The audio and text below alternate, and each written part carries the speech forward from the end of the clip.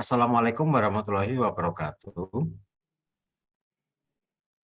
Yang saya hormati Pak Ilham dan Pak Anam dari Sevima dan juga para peserta webinar yang berbahagia pada sore hari ini.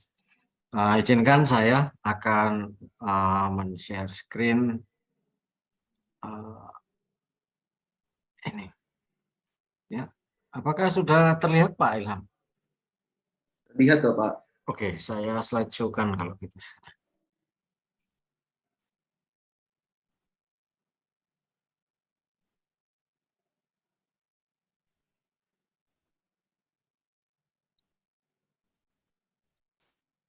Ya, oke, baik. Baik, Bapak Ibu yang saya hormati, sebetulnya materi dari tentang akreditasi program studi persiapannya itu Bapak Ibu bisa mengunduh dari websitenya Lampetikes. Sebetulnya di sana sudah tersedia mulai buku 1, buku 2, buku 3 dan seterusnya. Namun kadang-kadang kita itu kan kalau melihat buku tebal gitu kadang-kadang kita kurang apa namanya kurang menarik untuk dilihat. Oleh karena itu sebagian barangkali Bapak Ibu sudah tahu dan ini bersifat penyegaran saja dan sekaligus pengalaman yang dimiliki untuk melakukan persiapan dalam rangka menuju akreditasi unggul bagi program studi, kan begitu. Jadi baiklah kita mulai, Bapak Ibu yang saya hormati. Jadi sebagaimana kita ketahui akreditasi adalah kegiatan penilaian untuk menentukan pemenuhan standar apakah program studi atau perguruan tinggi itu sudah memenuhi standar-standar yang ditetapkan. Namun yang perlu diingat adalah akreditasi bukanlah tujuan sebetulnya, tapi itu merupakan upaya berkelanjutan atau continuous improvement, peningkatan secara terus-menerus untuk kualitas mutu pendidikan. Sehingga akreditasi ini tentu merupakan evaluasi yang bersifat eksternal dari lembaga di luar program studi ini. Nah, persiapan dari akreditasi ini, jadi kita lihat persiapannya apa dan alasannya apa. Pertama adalah mengapa kita harus mengurus akreditasi, karena itu mencerminkan kualitas pendidikan dan membantu kesuksesan alumni. Sebagaimana kita ketahui kalau ada rekrutmen CPNS itu juga apa namanya diminta akreditasi dari program studinya, mau menjadi TNI maupun Polri itu juga. Kemudian juga ini untuk meningkatkan daya saing dan mempermudah penjaringan mahasiswa maupun kemitraan. Kadang-kadang mitra kita itu maunya bermitra dengan program studi yang sudah terakreditasi tertentu. Untuk itu, persiapan akreditasi yang dilakukan adalah kita harus memahami dan memenuhi standar akreditasi yang telah ditetapkan.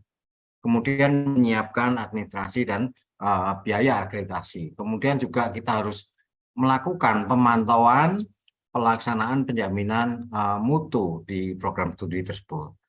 Juga tadi juga disinggung oleh Pak Budi bahwa kita juga menyiapkan tim task force untuk persiapan akreditasi tersebut. Nah, apa sebetulnya tujuan dan prinsip dari akreditasi? Kalau kita lihat dari tujuannya, itu adalah untuk menentukan kelayakan program studi dan perguruan tinggi berdasarkan kriteria SNPT. Kemudian juga menjamin mutu dari program studi dan perguruan tinggi secara eksternal, baik di bidang akademik, non-akademik, yang tujuannya adalah untuk melindungi kepentingan dari mahasiswa dan masyarakat. Prinsip dari akreditasi itu adalah independen, oleh karena itu dibentuklah LAM, Lembaga Akreditasi Mandiri, yang sebelumnya kita dilakukan oleh BAN PT kan gitu. Sehingga sekarang BAN PT kebagian untuk akreditasi perguruan tingginya, sedangkan program studinya pada LAM PT-Kes. Di samping independen juga harus akurat, objektif, transparan, dan akuntabel, hasilnya bisa dipertanggungjawabkan.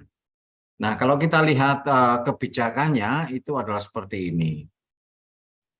Jadi instrumen akreditasi, pemenuhan syarat minimum, dan disediakan hak untuk banding apabila program studi merasa bahwa penilaian yang diberikan itu tidak sesuai dengan yang ada. Namun kita memiliki landasan hukum juga, mulai dari Undang-Undang Nomor 12 Tahun 2012, kemudian Permendikbud Nomor 3 Tahun 2020, Permendikbud Nomor 5 Tahun 2020, dan Permendikbud Nomor 7 Tahun 2020. Ya, kemudian ada perubahan pola akreditasi, Bapak Ibu mungkin sebagian besar itu masih menggunakan akreditasi 7 standar, atau bahkan sudah ada yang akreditasi dengan 9 kriteria, sehingga kalau dulunya itu ada borang 3A, 3B, ada evaluasi diri. Nah, sekarang yang ada adalah LKPS dan LED kan gitu. Nah, tantangan bagi perguruan tinggi itu adalah kita harus menjamin pelaksanaan Tridharma, kemudian SPMI-nya harus jalan, kemudian ada Merdeka Belajar, dan link and match dengan IDUKA atau industri dan dunia kerja, dan internasionalisasi perguruan tinggi dan prodi apabila sudah mencapai unggul gitu. Nah, instrumen akreditasi telah ditetapkan, yaitu tadi itu LKPS dan LED. Jadi penetapannya sudah dibuat, sehingga kita, nah sekarang kita tinggal melihat bagaimana SPMI dan SPME-nya kan gitu. Kalau dari SPMI kita kan harus melaksanakan PPE-PP. Sedangkan dari SPME kita melaksanakan evaluasi data dan informasi, penetapan status akreditasi, dan pemantauan dan evaluasi status akreditasi. Oleh karena itu ada surveillance dan ada monef dari LAM PT-Kes terhadap prodi-prodi yang sudah diberikan akreditasi. Nah, isu-isu yang terkait dengan Permendikbud yaitu adalah yang pasal 5 misalnya, mekanisme untuk penetapan akreditasi, ya itu bisa kita lihat mekanismenya di websitenya LAM PT-Kes sudah ada, mekanisme perpanjangan, kemudian juga mekanisme penyetaraan, kemudian mekanisme persyaratan penggunaan PD Dikti sebagai dasar, sehingga Bapak Ibu yang saya hormati harus merawat PD Dikti, merawat sisternya supaya datanya selalu up to date, dan juga datanya benar dan lengkap. Kemudian mekanisme penyelesaian usulan yang sudah disampaikan kepada lembaga. Nah, sesuai dengan Permendikbud Nomor 5 Tahun 2020, mekanisme akreditasi itu sudah ada. Jangka waktu akreditasi itu adalah 5 tahun. Setelah berakhir masa akreditasi, maka wajib dilakukan akreditasi ulang.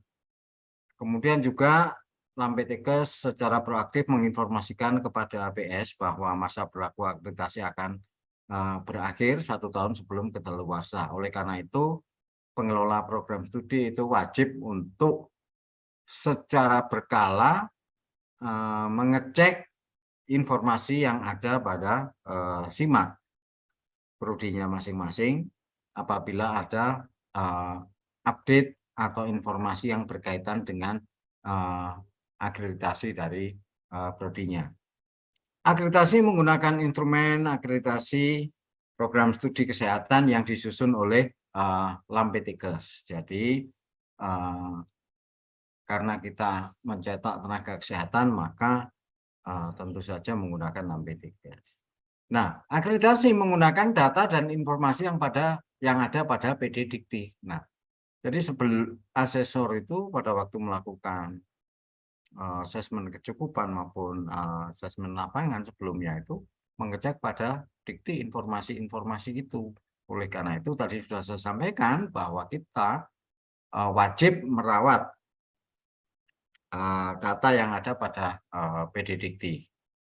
Dan juga ada pemantauan dan evaluasi peringkat akreditasi. Jadi proses banding juga bisa dilakukan. Pemenuhan persyaratan minimum akreditasi untuk izin penyelenggaraan program studi. Ini yang biasa disebut dengan akreditasi minimum. Nah, pengusulan akreditasi. Barangkali ini agak secara cepat saja karena ini Bapak Ibu sudah mengalaminya semua. Jadi apa namanya kriteria pendidikan, luaran, capaian itu dibuat, kemudian LED dan LKPS itu disusun, kemudian ada BMTS-nya, kemudian ada UPPS-nya dan diusulkan oleh UPPS untuk pengusulan akreditasi ini. Nah, kemudian UPPS selaku pengusul akreditasi program studi di sini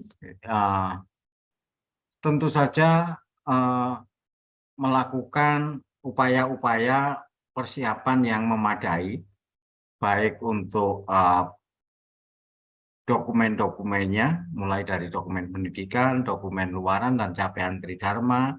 Dalam hal ini adalah termasuk pengabdian kepada masyarakat, penelitian, keuangan, sarana, dan prasarana yang ada pada program studi tersebut. Nah, instrumen akreditasi program studi itu dilakukan penilaiannya dengan menggunakan sebuah instrumen. Nah, instrumennya itu ada untuk yang program studi dan ada untuk perguruan tinggi, tapi yang akan kita bahas di sini adalah yang untuk program studi. Instrumen akreditasi program studi disusun berdasarkan interaksi antar standar di dalam standar pendidikan tinggi. Nah, instrumen akreditasi itu disusun, ini ada ABCD, barangkali ini secara normatif saja. Nah, kemudian di sini untuk perguruan tinggi itu menggunakan instrumen akreditasi perguruan tinggi, sedangkan untuk LAMPTKES itu menggunakan 9 kriteria, sedangkan untuk yang di bawah PD, tentu saja kita tidak membahas yang itu ada menggunakan instrumen akreditasi program studi 4.0. Instrumen ini menitik beratkan pada perkembangan pendidikan tinggi dan tuntutan global.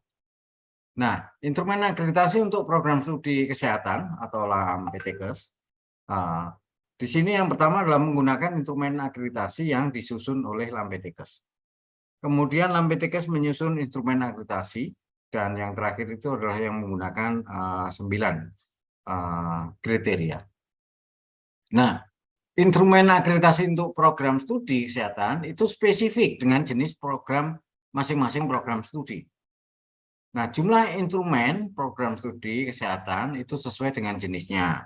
Jenis instrumen program studi meliputi dari vokasi, profesi, dan akademik. Jadi kalau akademik maupun profesi maupun vokasi itu dibedakan. Instrumen program studi juga dibedakan juga, ada yang program diploma 3, sarjana terapan, program pendidikan profesi, spesialis, subspesialis, dan seterusnya. Nah, instrumen program studi LAMPTKES ini yang berlaku 5 tahun 2020 sampai 2024 dan dapat direvisi apabila ada perubahan. Biasanya selalu dilakukan updating dan biasanya itu lebih sulit dari sebelumnya. Contoh yang ada 7 standar ke 9 kriteria, nah, itu apa namanya? Tentu semuanya bertujuan untuk peningkatan mutu, karena seperti tadi sudah saya singgung, yaitu untuk continuous improvement. Instrumen LAMPTKES itu diunggah pada laman website, tadi sudah saya sampaikan ada di sana. Perguruan tinggi dapat mengunduh setiap saat. Nah, saat ini ada 137 jenis instrumen akreditasi. Nah, tinggal Bapak Ibu menyesuaikan mana yang sesuai dengan program studinya. Nah, ini instrumen yang lama dan yang baru, ini tidak akan kita bahas lebih dalam lagi, tapi ini adalah sebagai pengetahuan saja bahwa ada yang lama dan ada yang baru. Nah,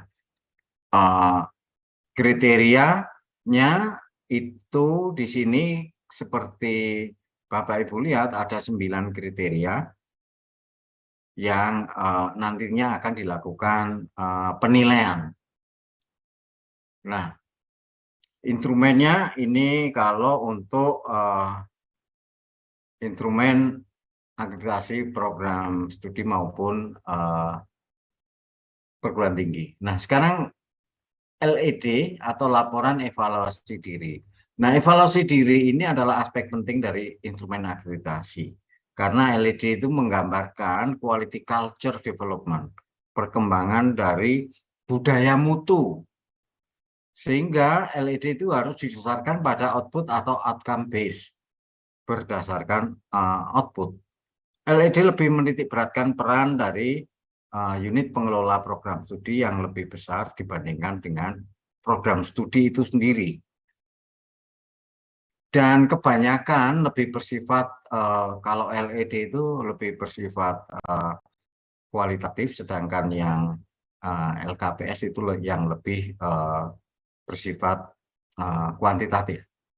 Nah, tips untuk pengisian LED, tidak ada pengisian dan pembuatan yang mudah. Semua LED itu harus unik dan khas, jadi bekerja keras dan cerdas, ya disertai doa gitu ya, itu adalah kuncinya.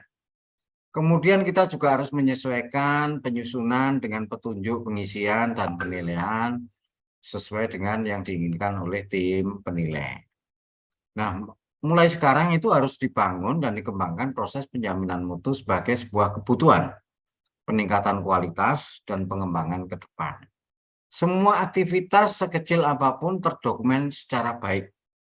Dan penting ada orang yang mampu mengelola dokumen. Jadi prinsipnya begini, kita harus mempunyai rekaman apa yang akan kita lakukan. Dan sebaiknya juga kita harus melakukan apa yang telah kita rencanakan. Itu semua harus ada rekamannya. Walaupun aktivitas itu kecil sekali, tapi kalau banyak, itu sebetulnya kalau dijumlahkan nanti bisa membuat beda skor, kan gitu. Cuma kadang-kadang masih sedikit mengejar yang besar, yang sedikit agak terabaikan. Itu yang barangkali tidak pas untuk dilakukan. Nah, di sini kalau laporan kinerja unit pengelola dan program studi, nah laporan data kuantitatif tadi sudah saya singgung, lebih pada kuantitatif untuk LK-nya ya, sesuai dengan format tabel. Sedangkan laporan evaluasi diri memuat secara lengkap data, fakta, informasi yang handal yang digunakan landasan tindakan manajemen untuk melakukan keberlanjutannya. Termasuk di situ tentu saja ada analisis SWOT-nya. Nah, Bapak Ibu sekalian, ini yang sebetulnya ingin saya memberikan penekanan. Jadi di websitenya Lambe Tekes di sana itu ada buku 4 namanya. Di situ pedoman dan matriks penilaian dokumen, kinerja, dan laporan evaluasi diri. Nah, ini yang ingin saya tekankan pada Bapak Ibu. Sebetulnya semua program studi itu bisa saja mendapat kategori unggul, sepanjang bisa memenuhinya. Nah, hanya saja kita harus memenuhi standar yang bagaimana sih yang bernilai 4. Hampir untuk semua butir-butir penilaian itu pembedanya itu ada di sini Bapak Ibu sekalian. Pertama, untuk mendapatkan nilai 4, unit pengelola itu harus memiliki visi misi yang mencerminkan visi misi perguruan tinggi dan memayungi visi keilmuan yang didukung data dan konsistensi implementasinya. Nah, ini kalau kita mempunyai di sini ya, mempunyai visi misi, dan itu terdokumentasi. Tadi sudah barusan kita singgung. Kemudian juga ada keterlibatan pemangku kepentingan. Kita harus akuntabel, itu artinya melibatkan banyak pihak, baik eksternal maupun internal. Semakin banyak pihak eksternal, semakin banyak pemangku kepentingan yang dilibatkan, terlebih-lebih dari pengguna, itu semakin baik. Coba kita bedakan dengan yang dapat skor 3 misalnya. Ini ada mekanisme dalam penyusunan dan penetapan. Terdokumentasi, kemudian ada keterlibatan pemangku kepentingan internal dan eksternal. Eksternalnya adalah lulusan dan pengguna.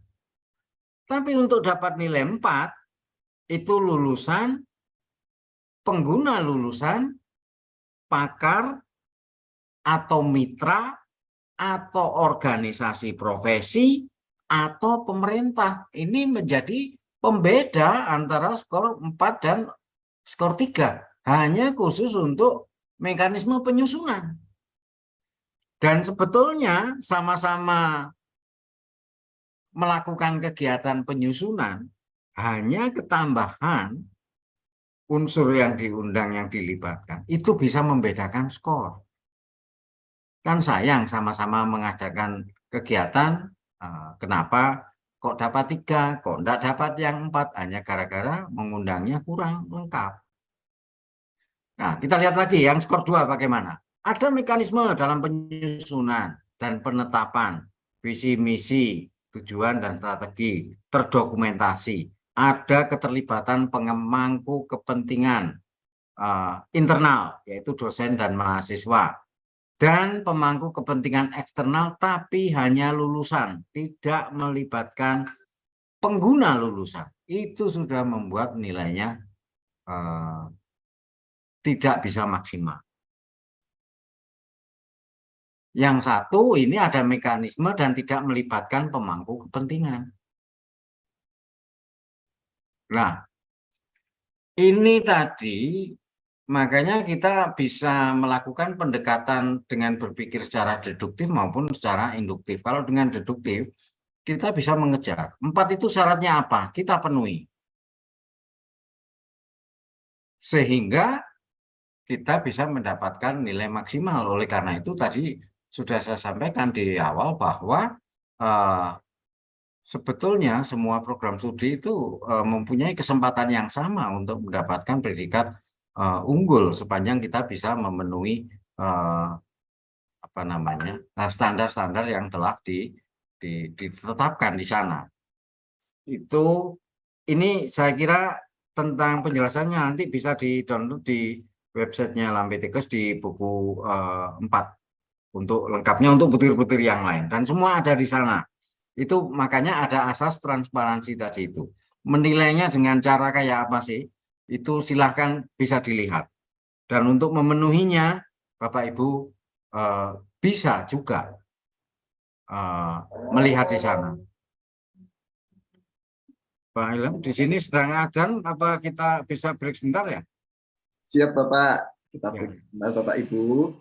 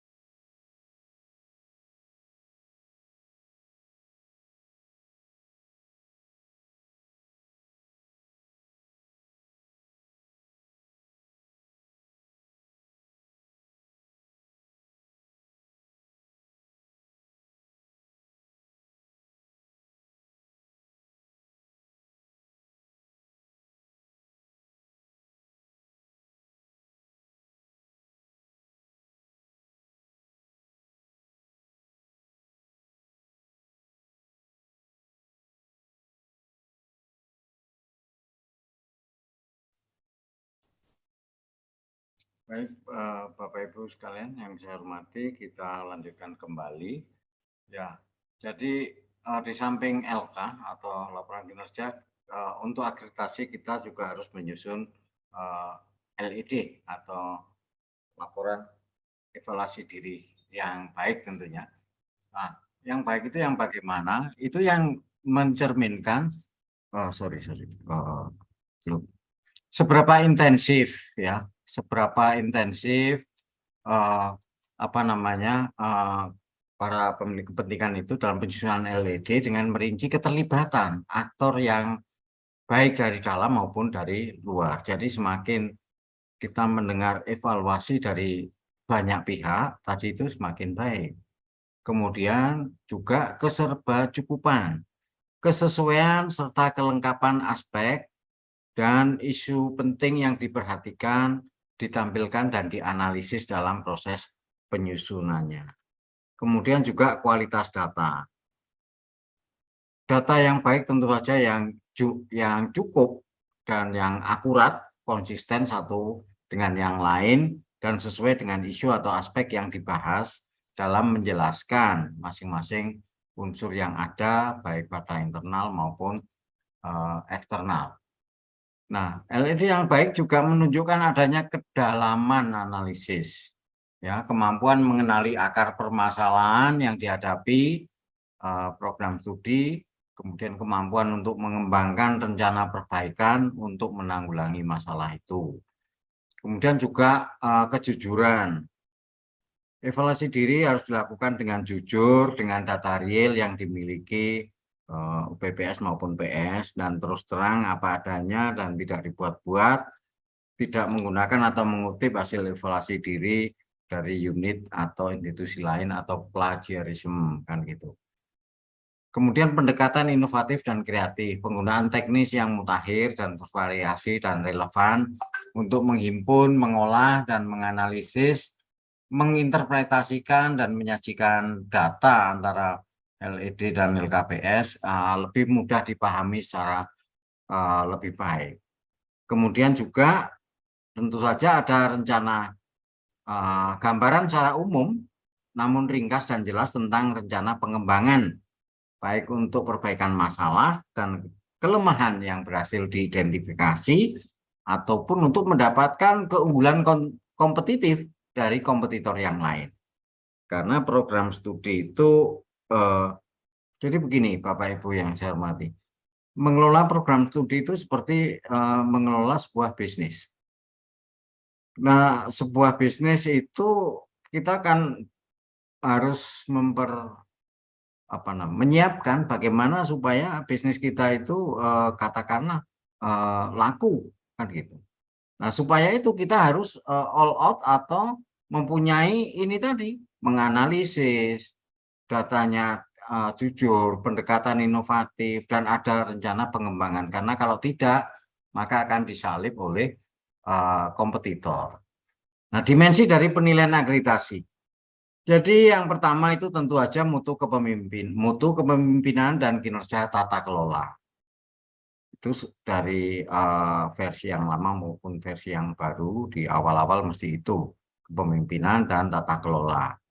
Kemudian mutu dan produktivitas, output dan outcome, yaitu kualitas lulusan, produk ilmiah dan inovasi, kemanfaatan bagi masyarakat, itu yang perlu dijadikan pertimbangan.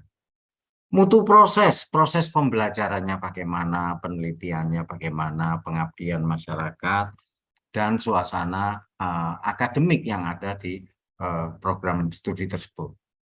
Mutu input, SDM-nya bagaimana, mahasiswanya bagaimana, kurikulumnya, sarana prasarana, keuangan atau pembiayaan, dan pendanaan yang nantinya juga akan menunjukkan keberlanjutannya. Nah, kaidah penilaian instrumen akreditasi. Jadi yang pertama adalah capaian kinerja tridharmanya. Apakah ada peningkatan daya saing, wawasan internasional pada program studi itu. Kemudian uji tuntas dan komprehensif yang mencakup elemen pemenuhan terhadap SNDT. Juga mencakup aspek kondisi, kinerja, dan pencapaian mutu akademik dan non-akademik dari program studi. Kemudian juga didasarkan pada ketersediaan bukti yang sesungguhnya atau evidence base. Dan ketertelusuran, traceability, bisa dilacak, keterlacakan dari setiap aspek penilaian. Tadi sudah saya sampaikan, di sana ada matrik penilaian. Oleh karena itu, Bapak Ibu tinggal menyesuaikan pengen dapat nilai berapa di sana. Mengukur keefektifan dan konsistensi antara dokumen, penerapan sistem, manajemen mutu pada perguruan tinggi. Kemudian didasarkan pada gabungan penilaian yang bersifat kuantitatif dan penilaian kualitatif. Tadi sudah disinggung, yang LK itu lebih pada kuantitatif, sedangkan yang LED lebih pada kualitatif. Nah, standar PT terkait dengan peringkat terakreditasi. Terakreditasi baik, yaitu memenuhi standar. Terakreditasi baik sekali dan terakreditasi unggul itu melampaui standar nasional pendidikan tinggi. Oleh karena itu, tentu saja standar itu sebetulnya seperti yang minimal harus dicapai. Nah, tentu saja kita tidak akan jualan yang minimalis. Kita tentu jualan yang lebih atau maksimalis kalau bisa, supaya menarik dari konsumen atau customer kita. Nah, ini tentang nilainya, ini secara teknis Bapak Ibu pasti sudah tahu lah kalau yang di situ. Nah, kemudian audit itu tentu saja ada audit dokumen itu pada penilaian kecukupan, sedangkan audit lapangan atau asesmen lapangan itu biasanya dilakukan memeriksa dari dokumen yang ada. Nah, kemudian juga penguatan SPMI untuk Bapak Ibu sekalian, jadi penguatan komitmen, implementasi dan organisasi SPMI, penguatan pelaksanaannya, kemudian penguatan evaluasinya, dan penguatan pengendaliannya dalam pelaksanaan dan peningkatan SPMI. Tadi sudah saya singgung bahwa harus ada continuous improvement, ya, perbaikan secara terus menerus. Nah, akreditasi itu ini yang perguruan tinggi. Nah, ini yang program studi, ya. Skor butir penilaian SPMI, keterlaksanaan SPMI akademik dan non akademik, kemudian juga skor penilaian kurikulum itu saya kira Bapak Ibu sekalian, barangkali materi itu Bapak Ibu juga sudah pernah tahu, dan barangkali mungkin nanti ada tanya jawab. Saya kembalikan waktunya kepada Pak Ilham. Silakan Pak.